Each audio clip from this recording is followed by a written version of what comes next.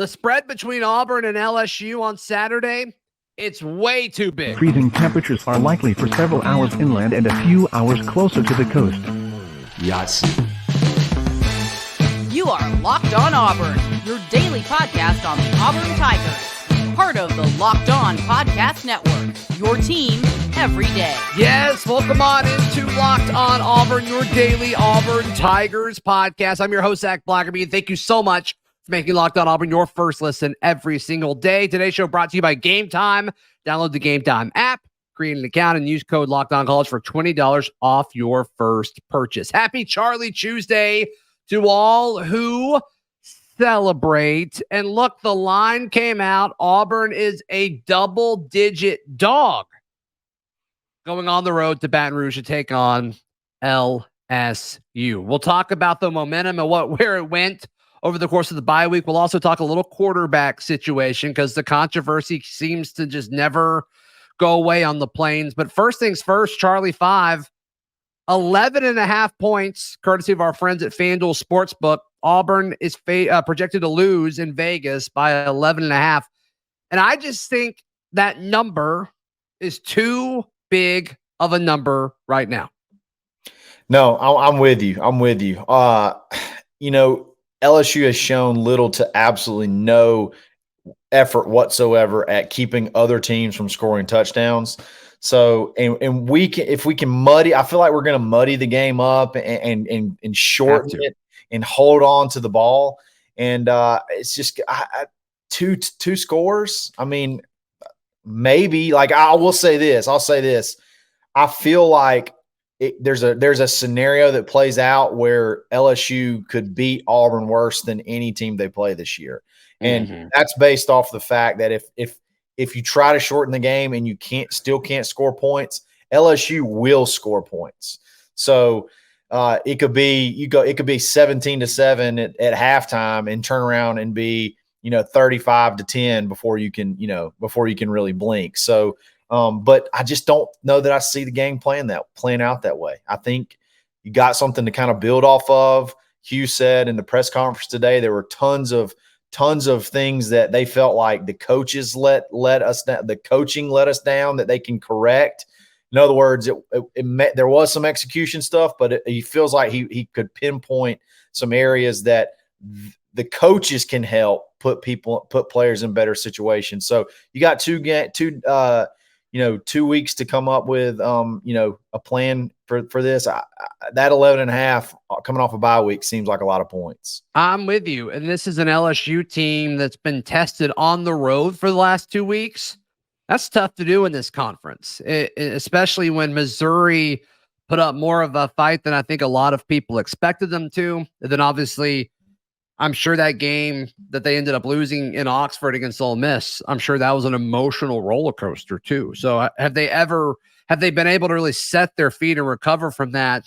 I don't know. And the answer to that could be yes, right? The answer to that could totally be yes, but I'm just not quite ready to sell myself on that so far. But just looking at this LSU team, I've watched every game that LSU's played so far this year. And nobody other than FSU, and we all know how that FSU game went. It was a season opener, so you always kind of want to take the season openers with a grain of salt. But nobody else has been able to, and I'm going to use a term you just said because I liked it, muddy the waters against LSU on both sides of the ball, right? I think both sides, when you look at Ole Miss, sure, they can run the ball and all that, but it's more of a finesse. I don't think it's necessarily like a power type running scheme. And then Missouri, they're kind of riding their quarterback right now, which I think he's overachieved based on what everybody expected of him so far. And props to Missouri. I still think they're a good football team, despite how that second half went against LSU. But I just think Auburn is more physical than any team they've played, with the exception of Florida State so far. Sure. And once again, we saw how that went. I think this LSU team's a lot better than that week 1 loss against FSU, so I'm not going to hold that over their heads throughout this week. But I do think it's a good reference point, right? Because during this bye week, they looked at that. They also looked at the polar opposite style of what Ole Miss does and just finding space and getting it to the open guy. I don't feel as confident in Auburn's ability to do that, to find the open space and get it to the guy. but I do feel comfortable about their ability to consistently run the ball on LSU. And then on the other side, they haven't really faced a team that's physical enough on defense. And I think if Auburn's defense can be physical against Georgia, they can be physical against anybody. Absolutely. And the last thing you just said, I'll flip back to offense. If you can run the ball on Georgia, you sure as heck can run it on LSU. Like, how hard, think about this, like, how hard is it to get up after 3 games in a row, 34-31, 55-49, 49-39, like the emotional, like stress that has to put on you. Like at some point in time, you kind of feel like you have to, like, something has to give. And you have to continue to outscore the other team. Like, that would be, I mean, it would be fun to watch because you're just making it rain and you're making stuff happen. But at the same time, man, the stress and like the margin for error is just none. And I think if Auburn can, like we said, control the ball a little bit and shorten the game, it's going to make them have to press a little bit. And that's where Jaden Daniels could throw us one, or, you come up with a big play, a big interception, or a sack or something like that. And then you get the ball and you grind the clock out some more. Like, I don't know. I feel really good. I feel really good about Auburn's chances, more so ever going to Baton Rouge than right now. I really like where we're at this point in time. Yeah, this LSU team reminds me kind of, and this didn't really hit me until you were kind of describing all of those up and down games, but 2014 Auburn, right? Yeah. And so much talent, a lot of stuff was coming back after, winning. And all of a sudden it's like, why didn't this team put it together as quickly as we thought that they would and be able to repeat the things that they did the previous year, despite appearing better on paper? And it's like the offense was there, but the defense wasn't. And it's like, you think back, to that 2014 Auburn team, like Auburn fans, like that wasn't a fun season. That season was exhausting. And it ended with a lot of disappointment because this team was so much better than what the record ended up being. And I could see that being this LSU team. I'm right there with you. That's a very, very good a very good comparison. Like, I mean, but the thing is, like, another thing that we're not thinking about is LSU. Like, they've lost 2 games and they're ready to fire Brian Kelly. Like, they're already seeming like they're turned. There's a ton of negativity, and they're sort of like, you got to have a bunch of losses for them to get back into the SEC picture now, and then just another. And then on top of the Florida State debacle, they kind of felt like this was the year. And Brian Kelly just seems such like an unlikable guy in general. That's right. Sure.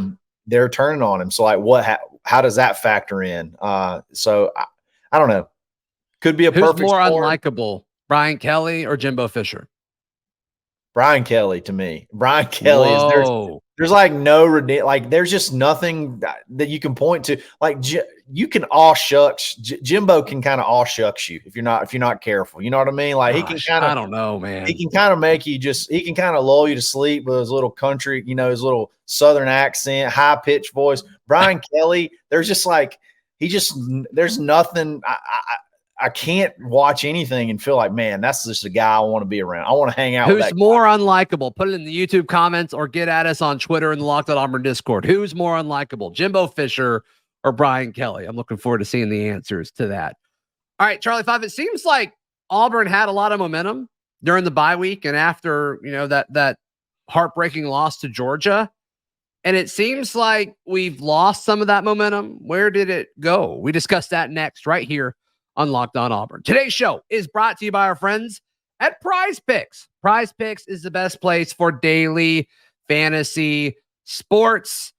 Look, it's the most fun I've had winning up to 25 times my money this football season. You can select 2 or more players, pick more or less on their projected stats, and then you place your entry. You can test your skills on Prize Picks. They're one of the few places that have daily college football fantasy, which I absolutely love, and I assume you do too if you're listening to this show. So be sure to check out all of the over and unders at prizepicks.com/lockedoncollege.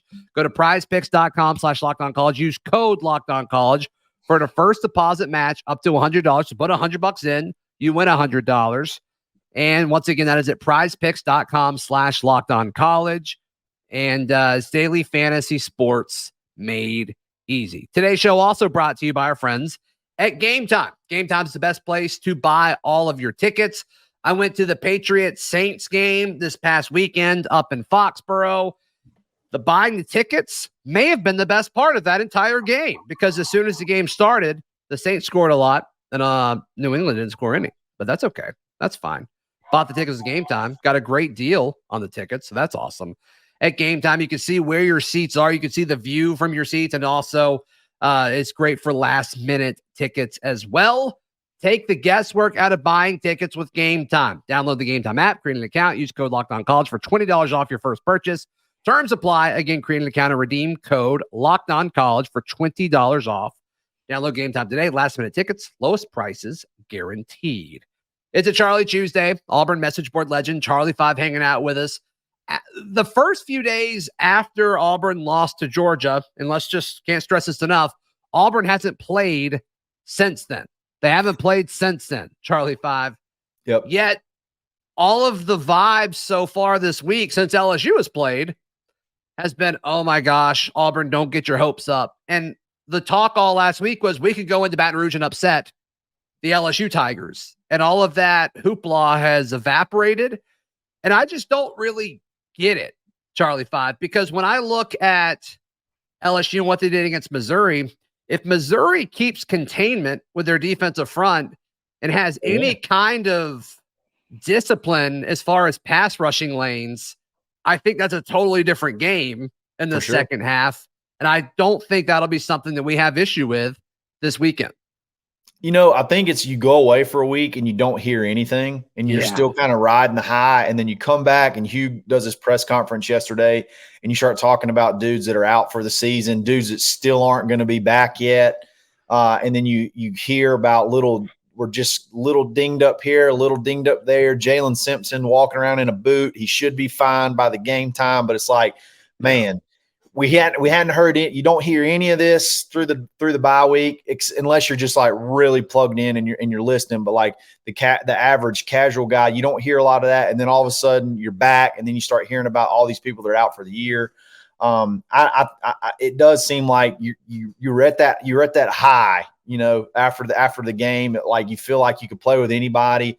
And then I guess like as time goes off, that just kind of, you know, fades away. But I mean, I personally am still riding the high, so I still feel good. I'm still booging going into it, but I totally get that feel. And then the spread pops out, and it's double digit. So it's like, man, injuries, double digit spread on the road, Baton Rouge. I mean, I can see how that can kind of deflate the mood a little bit. I'm with you. And LSU's kind of catching fire, right? Because, you know, even though they lost to Ole Miss, the game was so exciting. He scored so many points. A lot of people are willing to look past it, right? Which I think is a little ridiculous, but it is what it is at this point. I still look at the matchup, and I get so many people were talking about, well, yes, LSU's defense stinks, but so does Auburn's offense. And it's like, I don't think those are the same thing. I mean, this is an Auburn offense that compared to the rest of the SEC is rushing at a very, very high level compared to all of its peers. And this is an LSU defense that can't stop the run for anything. Like, that is a mismatch that you have to think they'll take advantage of, Charlie5. I mean, we have no choice, because if we don't take advantage of it, they're going to score 40 on us. You know, That's know, right. like got to slow the game down. Yeah. So yeah, that's what I'm saying. That's why I can't really figure it out, because I'm feeling good, but I do feel like there's this, you know, it feels like the wind's kind of coming out of the sails a little bit. But I don't know if that's like legitimate or if it's just like typical Auburn dread. There's an Auburn dread that gets on you sometimes, and you just sort of like you expect something bad to happen. And it's the anti-bug. I think that's what we should call it. Yeah, it's a little sticky. It's hard to get off. Yeah, you can't flick it off. It gets the anti-bug will get on you and you can't get it off. Yeah, it's like you wash your hands of it and it's like it's no, still there's there. still rim. Yeah, it's still like parts of it there. It's just kind of rest area soap. Can't get anything off. That's what it feels like. What's your confidence level in Peyton Thorne away from Jordan-Hare Stadium right now? Oh gosh. In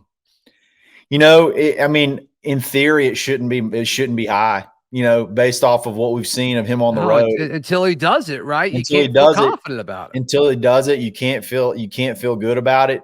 The only thing is, Georgia's probably the most physical defense you're going to play all year. And I felt like he looked comfortable in that game. I felt like he delivered the ball on time. They dumbed it way down. And I was talking about this with Mike G.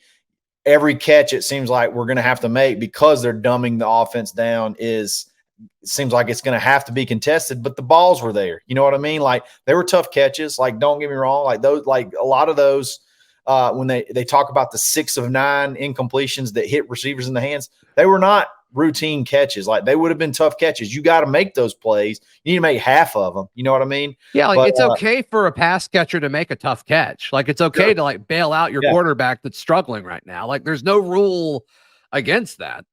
The point is those were tough passes and the passes were there. So like it's something, and he feels comfortable running the ball a little bit. So, maybe a little too comfortable running the ball actually. Yeah. On the road, though, like he's not done it. He's not looked comfortable. He's looked below comfortable. Like he's looked extremely uncomfortable at two road games. And this is a road game to the max. Like this is like the ultimate road game. And I have no idea what to expect. I just feel like with 2 weeks to prepare, we're gonna be ready. How would you relate or compare LSU's defense to Cal's defense? Gosh, I'm just trying to obviously the environment's going to be way more electric. Yeah. Than the two other ones, right? No offense to College Station and their million fans, but it's just different in Baton Rouge. And then obviously Cal doesn't hold a candle to either of them. Half the fans there were Auburn people, but as far as just talent, we agree that A&M's the toughest. That may be the toughest defense they play all year, depending on what Alabama does. But yeah, as far as comparing overall defensive ability, I think I give Cal's defense like a little bit of an edge as far as what they've done so far this year. Sure. The only thing, LSU has to be more talented. Like they have to just have to be. I guess talented. That's a different conversation. Like talent or like better defense. And I think Cal has the better defense so far. And Cal caught us at a time where I don't think we really knew who we were and what we could and couldn't do. So that's another thing that do we know that now? Do we feel better about that now? I feel a little bit better that we know that we can move the ball.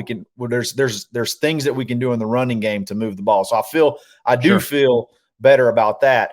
But I wonder if that equals out. Like maybe LSU, maybe they're similar, or maybe LSU's a little bit better, but Cal's gets a nod because they caught us at the right time on a cross country trip at 9:30 at night.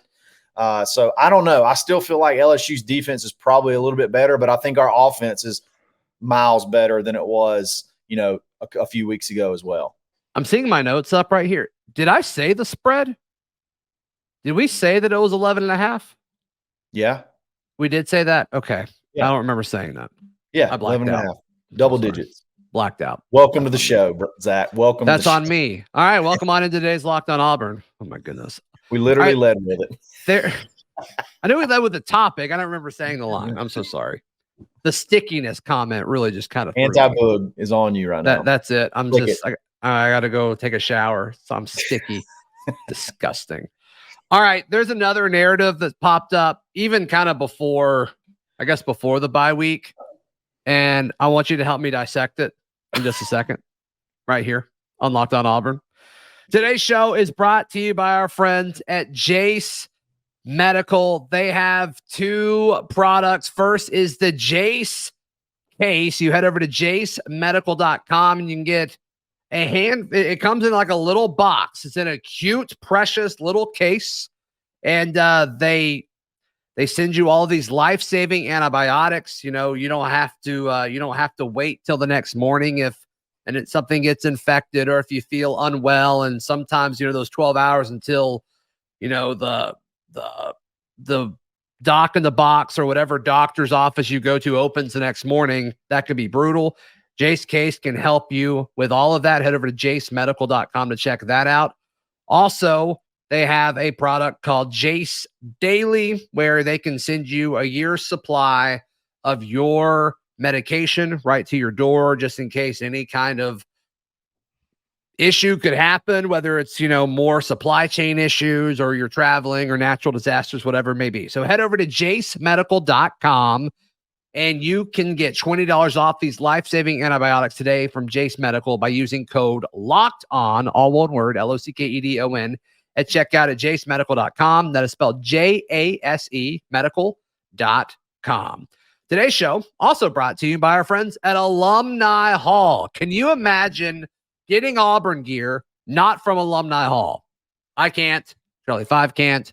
Nobody that's a true Auburn fan can comprehend that because it's ridiculous. All of Alumni Hall's gear is officially licensed, and it doesn't matter if it's for men, women, children, dogs, your wall, your desk, whatever it may be. They have you covered with all sorts of jerseys and shirts and collared shirts and tank tops and pajamas, whatever it may be. They've got you covered. They've got 3 physical locations in Auburn, Opelika, and Huntsville. The Opelika location is in Tigertown. The Auburn location is just off of campus, off of College Street, South College Street. And then the Huntsville location, somewhere in Huntsville. I'm sure it's great. Or you can head over to alumnihall.com if you don't live anywhere near there. alumnihall.com or any of their 3 incredible in-store locations. Happy Charlie Tuesday to all who celebrate. There is a narrative that has popped up. Several Auburn fans calling for Holden Geriner to be Auburn's quarterback, which you can do whatever you want. That's cool. And this isn't even like this big, like pro Peyton Thorne segment. I'm just asking a question here. Why are we skipping Robbie? To all the people that are like, oh my gosh, Auburn can't complete a pass. They can't get any kind of offense going. You got to put Holden Geriner in. And my thing is like, well, what happened to Robbie? Like, why wouldn't we put Robbie in next? If you're going to pull Peyton, you put the second string quarterback in next, not the third string. And it just doesn't make any sense to me, Charlie5. Look, it's 2023, and since 2000, I can't remember, but maybe 3 seasons where Auburn didn't call for the backup or the third string quarterback for a whole season. Like, I don't know that I can think of like maybe more than 3 full seasons where we just Auburn is maybe every fan base is like this, but Auburn in particular thinks every single coach is consciously playing the worst player to especially at quarterback. They don't want to win as much as we do. Like we know that the third string guy is the answer. Let me tell you something. I have nothing against Holden Geriner. I have me either. Yeah, I'm just asking the question. It's odd to me. I have nothing against Robbie. I have nothing. I don't have anything against any of them. But I'll tell you this: Hugh Freeze. Every single coach wants to win. Okay, and they're going to try to come up with a game plan to get, and give the player that they put out there the best chance to win, and that's the guy they think they can win with. Now, why all of a sudden we're skipping over Robbie? Maybe, now that it's 2023, we just skip from 1 to 3. Maybe you go maybe you're trying to be mega sharp, mega way out there. Well, I'm thinking outside the box. I don't know. Yeah, the crazy thing is like I think the backup quarterback argument. I'm all about Hank Brown. Let's start him. Are we ready for a national championship if we start Hank Brown? That's the question. Let me tell you what. Do you want to win? You play Hank Brown. That's what you do. Can I tell you something? Tell me. I bought Hank Brown swag this weekend.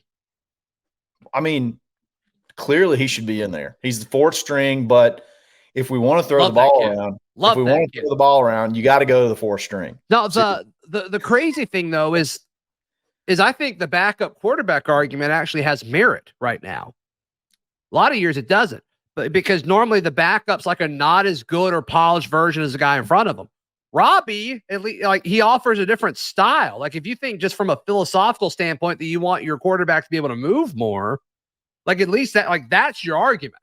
That's your argument right there. Holden, once again, no disrespect to Holden. He's like 4 years younger, 3 or 4 years behind Peyton, but they're a similar style. And it's like, why would he be better at that than the guy who's been doing it for several years? So I just comment below, because I'm genuinely curious. Folks that are Holden, like, why did you skip Robbie? Because it doesn't make sense to me. I can get the Robbie argument before 100% before going to third string. I'm with you, and that's not a knock on Holden. It just kind of is what it is. Like, not many times is the third string better than the second string or the first string, because that's why they're third. That's why they're third string. It's not like it's a personal vendetta out against Holden. Personal what? Whatever that word is, the V. No, I want you to try to say it again. V for vendetta. Is that did I say it right? It's not like this. V for vendetta. That's the movie. Yeah. It's not this thing out there to hold Holden down. No pun intended. But I don't get it. But it's there. It's there. Do you know what an overfront is? Not a clue. Still okay. No idea. How can people check out everything you've got going on, man? You can find me on Twitter at _Charlie_5. Locked On Auburn Discord every single day. The AuburnLive.com, the message board. I'll debate anyone. And you can find me on the Dad Bod Golf Pod Weekly. What would you say your record in debates are right now? Oh, God, I'm undefeated. All right. 1,000%. We'll see. The response of that was far greater than what I was expecting. I mean, I expected some controversy from it. I didn't expect, like, the corner probably had 12 threads made about it, which is weird. I don't know why they all weren't on like the same one, but whatever. Thread integrity on the corner is out of hand. Let me just go yeah, Hokinson and Cole, they need to fix that. They got to get a hold of that. For sure. Find all my written work at auburndaily.com, and we will see you tomorrow. This has been Locked On Auburn.